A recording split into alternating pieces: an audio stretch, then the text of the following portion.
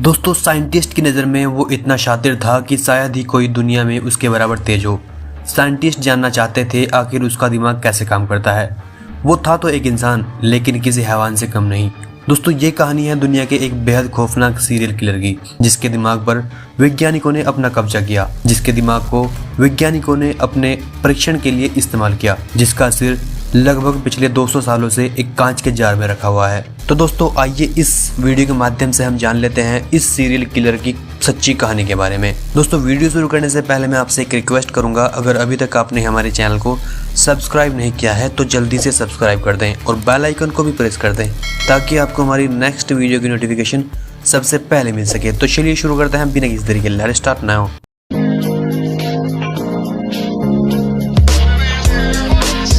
दोस्तों serial killer Diogo Alves था तो वैसे स्पेन का, लेकिन उसने पुर्तगाल में ऐसा कहर मचाया था कि आज भी सालों बाद उसका नाम सुनकर पुर्तगाल के लोगों की सांसें थमने लगती हैं। डियोगो एल्वेस का जन्म 1818 में स्पेन के गैलिसिया में हुआ था। वो एक बेहद ही गरीब परिवार से था।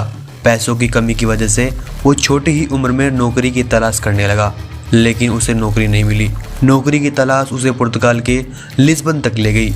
लंबे समय तक वो यहाँ नौकरी तलाशता रहा, लेकिन वहाँ जाकर भी उसे नौकरी नहीं मिली। पैसों की कमी और जॉब न होने की वजह से एल्वेस ने अपराध का ऐसा रास्ता चुना जिसने आगे चलकर उसे हैवान बना दिया। एल्वेस को पैसों की ज़रूरत थी और उसने इसके लिए लोगों को लूटना शुरू किया। वो लोगों को पकड़ता और फिर उनसे पैसे लूट लेता। धीरे धीरे उसे इस काम में मज़ा आने लगा।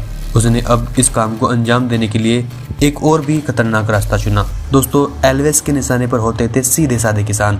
अब उसने किसानों का कत्ल करना भी शुरू कर दिया था। दरअसल दोस्तों किसान अपनी खेती का सामान, फल, सब्जी, अनाज बेचने बाजार में जाते थे। वो रात को सामान बेचकर वापस लौटते थे। सामान बेचने की वजह से उनके पास पैसे होते थे, जिसे एल्वेस ने लूटना शुरू कर दिया। इतना ही नहीं, अब एल्वेस पैसा लूटने के बाद किसानों का कत्ल भी करने लगा।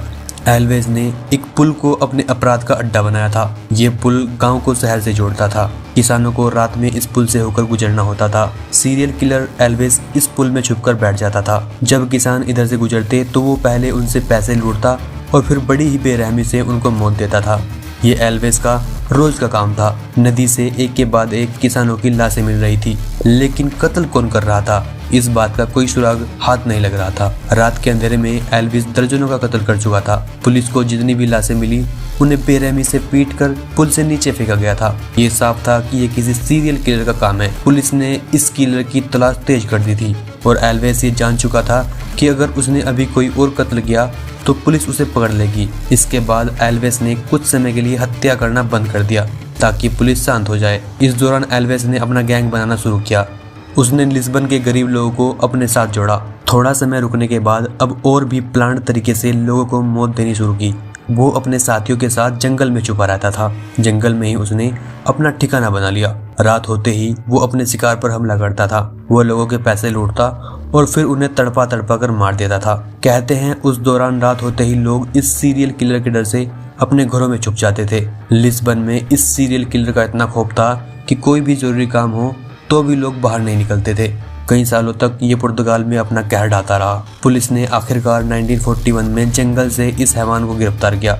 एल्वेस ने खुद कबूल किया कि वो अब तक 77 लोगों को नोच नोच कर मार चुका है। उसने बताया उसे लोगों को तड़पाने में मजा आता था। सालों तक वो ये काम करता रहा, लेकिन पुलिस उसका कुछ न बिगाड़ पाई। कोर्ट ने एल्वेस को 77 लोगों के कत्ल के जुर्म में फांसी की सजा सुनाई। फांसी के बाद वैज्ञानिकों की मांग पर इस सीरियल किलर के सिर को संभाल कर रखा गया। इस बात को 205 साल हो चुके हैं, लेकिन आज भी इस सीरियल किलर का सिर ज्यों का त्यों है। इसे लिक्विड सोल्यूशन में डालकर लिस्बन यूनिवर्सिटी में रिसर्च के लिए रखा गया है। दरअसल दोस्तों उस दौरान पुर्तगाल में फ्रेनोलॉजी यानी कि ब्रेन स्टडी की पढ़ाई का काफ़ी क्रेज था।